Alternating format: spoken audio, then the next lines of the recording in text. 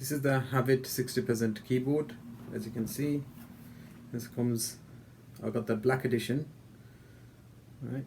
So you can see all the legends on the top, right? You have to access them by using the FN key, right? This is a UK layout, so it comes in a UK 60% layout. So you can see the big enter bar here, and you can see the pipe icon and the / icon right here. In the US version, you usually get them right on the top over here, right? And you got all sorts of other controls, so you can connect up to 5 different devices. I've been using this keyboard for about a month now, and I only had to charge it once. That was yesterday.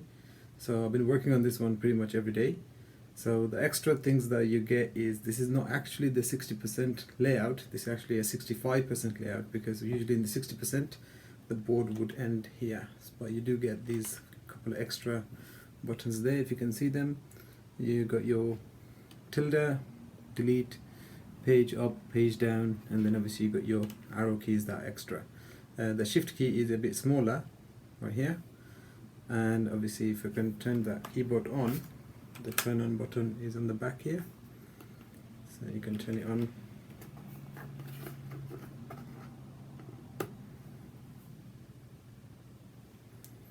Like this. Okay, so it actually looks quite nice. Only thing you notice that this is not a full RGB keyboard, but this one has got the red, the yellow, green, blue and purple, right? So, and these ones, they don't interchange. So I wanted a Bluetooth keyboard that sort of works with the laptop that I'm using at the moment, and this one kind of works out quite well. Let's try and do a sound test on this one. So we'll turn it back on.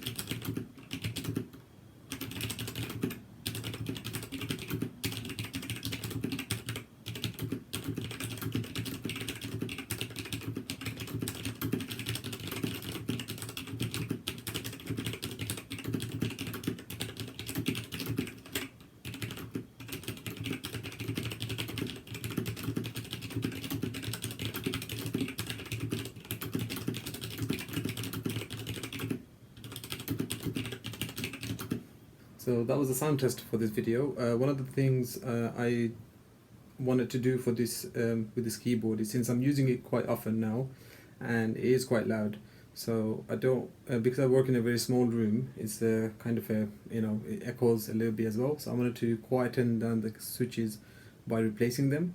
So they do give you a keycap puller with the keyboard. If I take one off, I can show you what switches they are. So as you can see here, it uses a brown switch, right, and they are slightly tactile, so there is a little bit of a feeling here when it goes down, but it's more like a scratchy feeling than a nice tactile bump. But one of the things I would say though is that I'm very impressed with the keyboard, and I wanted a 65% layout possibly for if I was going to build my own, but when I found this one I was actually really happy. So what I'm going to do is, I've got a few Gateron Yellow switches, so I'm going to take all of this apart and replace it with Gateron Yellows, and I will replace the keycaps, and also I'll probably paint over the black part because I'm going for a bit of a black and whitish look. Right, so I finally desoldered the board. Right, left the cover and the stabilizers on there. So as you can see, it's got the spacebar, enter key, and the backspace. Okay, these ones are all LED, so they are plugged into the motherboard. Right, I did think about recording the desoldering process, but it was really long and it was a lot of mess. So one of the things I do admire with people that I've seen do this on YouTube is that they actually do it very professionally, but I ended up making a massive mess everywhere, and it took a while to get everything cleaned up. But regardless, it's all done now, so everything's nice and cleanly came off. Well, it was a lot of struggle, but I'm actually quite happy with it. So, because if you just put the away for now. So these are the switches that I'm going to be using. I'm going to show you these. So that's the Gateron Yellows. Okay. So I've got a key switch opener, right? The last time I did the greasing and the lubing on the switches, I used a screwdriver, and to be honest, that's really risky because you can actually break the edges of these. So if you can see the edges on there. Okay, so the easiest things to do is to get a switch opener and to use that instead, and it's basically just put it in, press it down, and then it's all opened. So if I move it here, you can see. So that's the first cover. Then you have the stem. Okay, then you have the spring.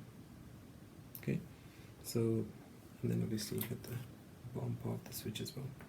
Right, so I think the lubing process is I'm going to use a little brush to lube inside of this, around the stem, a little bit on the spring, and then a little bit around the edges there. So I'll have to do that for each of these, so that should be fun. Alright, the paint is now dry on the base, so as you can see I painted the base black and white. I think that looks quite nice, because I got dark navy blue and white keycaps for the keyboard. So now that's done, it actually looks quite nice. It goes nicely with the little car model there. Right.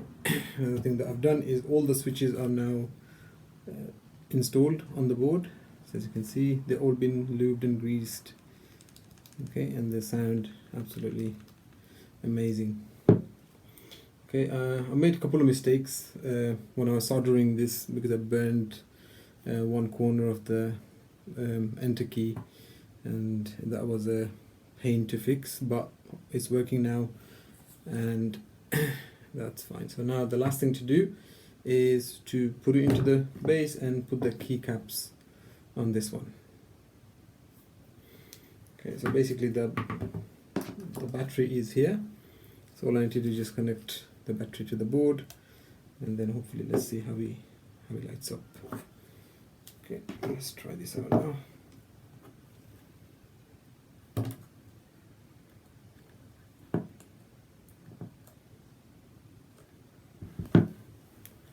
Okay, let's see if it works.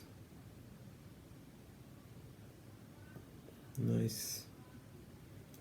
Okay, so all the LEDs are working on there, and also it looks very nice with the Gateron Yellow switches.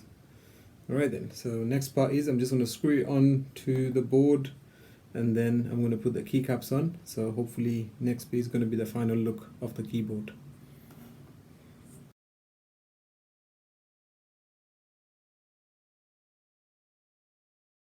Alright, the keyboard is now officially finished. As you can see, I put the new keycaps on. I couldn't find the hash key that they have on the keyboard, so I just used the extra key there, but that doesn't quite bother me a lot. I might just find another white one to put on there.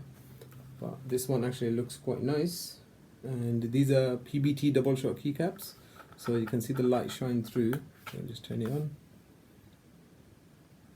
Okay, so you can see the light shine through.